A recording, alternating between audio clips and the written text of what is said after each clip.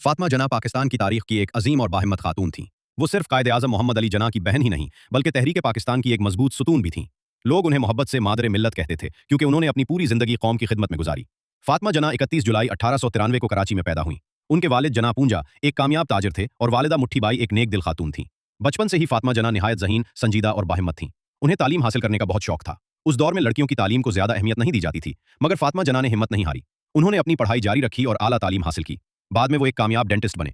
ये उस जमाने में एक बहुत बड़ी कामयाबी थी, क्योंकि खवातीन के लिए इस मैदान में आगे बढ़ना आसान नहीं था। फातिमा जना अपने भाई मोहम्मद अली जना से बहुत मोहब्बत करती थी। जब उनकी वालिदा और फिर बड़ी बहन का इंतकाल हुआ तो उन्होंने अपने भाई का सहारा बनने का फैसला किया। वो सिर्फ बहन नहीं, बल्कि कायदे आज़म की सबसे बड़ी दोस्त, मददगार और साथी बन गई। मोहम्मद अली जना जब मुसलमानों के हुकूक के लिए जद्दोजहद कर रहे थे तो फातिमा जना हर कदम पर उनके साथ खड़ी रहीं। वो जलसों में शरीक होती, खवातीन को बेदार करती और उन्हें तहरीक पाकिस्तान में हिस्सा लेने की तरगीब देती।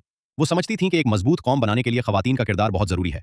इसीलिए उन्होंने औरतों को तालीम, शऊर और खुद एतमादी का पैगाम दिया। तहरीक पाकिस्तान के दिन बहुत मुश्किल थे।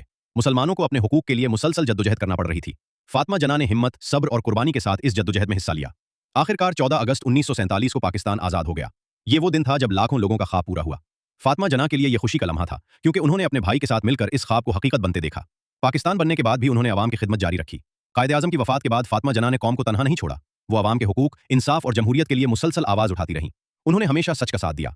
वो चाहती थीं कि पाकिस्तान एक मजबूत, इंसाफ पसंद और तरक्की याफ्ता मुल्क बने। लोग उनकी सादगी, बहादुरी और खुलूस से बहुत मुतासिर थे।